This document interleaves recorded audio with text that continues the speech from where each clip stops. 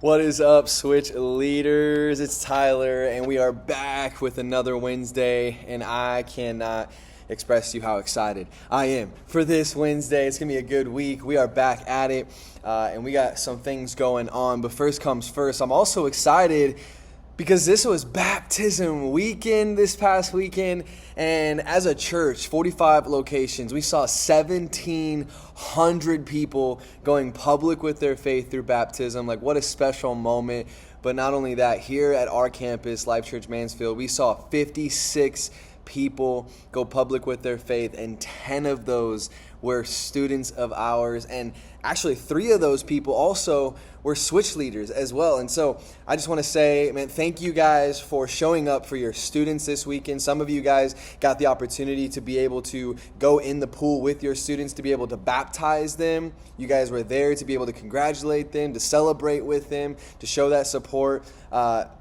And maybe you haven't gotten the opportunity to yet. Maybe you are out this weekend because of just whatever is going on in life, right? I would encourage you. Maybe you had a student that got baptized this weekend and celebrate with them. Maybe you find out about it on Wednesday. Celebrate that, because it is a huge deal that they went public with their faith, and we get to be able to come alongside that. And for those 3 leaders of you who went public with your faith, man, that just shows how you are inspiring your students and setting the example of what we would like to be able to set for them, which is to follow Jesus fully with all of their hearts. And so what a special moment this past weekend. And this week it is Switch. We are back at it.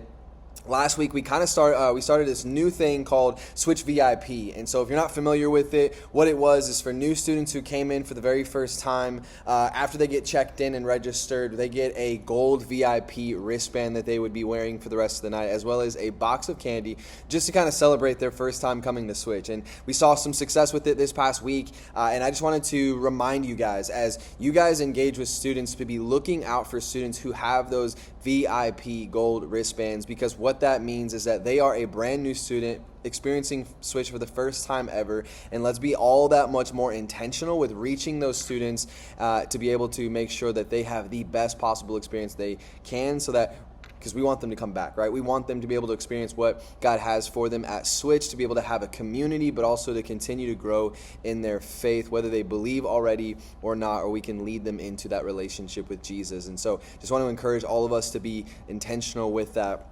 And then a couple of other things just to be putting on your radar as well. On April 29th, I'm getting ahead of myself, April 29th, we actually are doing Switch at the beach. And so we're going to have thousands of water balloons. There might be some other surprises in store for our students as well. And so we're going to have a lot of fun with it. And the purpose of why we're doing this is so we can drive up some momentum and really create a strong invite culture here at Switch. We want to be able to reach our community. We want to reach the students in the schools that have yet to be able to come to Switch, or maybe students that haven't come back to Switch in the longest time. We want to create an opportunity for our students to be able to have an easy invite, to be able to bring their friends, bring people with them to Switch, so that they too can experience what God has for them, and they can also have an encounter with Jesus. And so I'm excited about what that looks like in these next few weeks. But let's just be challenging our students over these next few weeks to be able to invite their friends, grab invite cards, be able to text their friends, all those things, because the 2 students that bring the most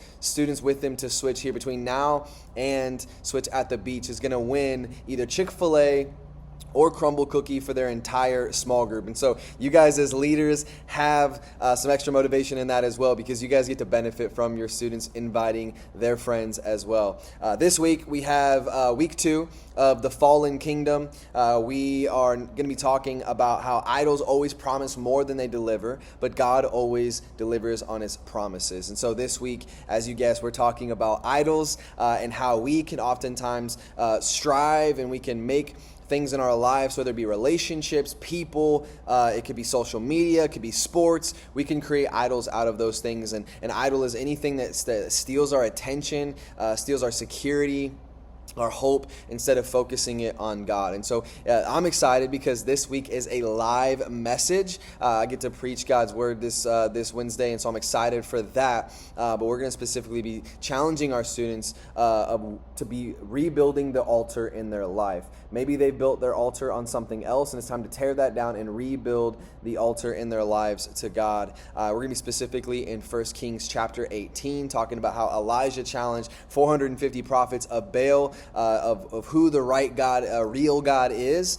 So we're going to be talking about that a little bit and how that relates to our lives, to our students' lives. And so I'm excited for that. Huddle is going to be at 6:20 this week. I kind of changed it in the moment in Huddle last week. But what that has kind of come to my attention is that there's a lot of you guys that are coming in about 6:15, 6:18, coming from work. Traffic can be heavy coming in. And so I want you guys to be there for Huddle. I want as many people as can to be there for Huddle. And so we're going to do Huddles now going forward at 6:20 in the Connect room. And so I will see you guys at Huddle at 6:20. Peace.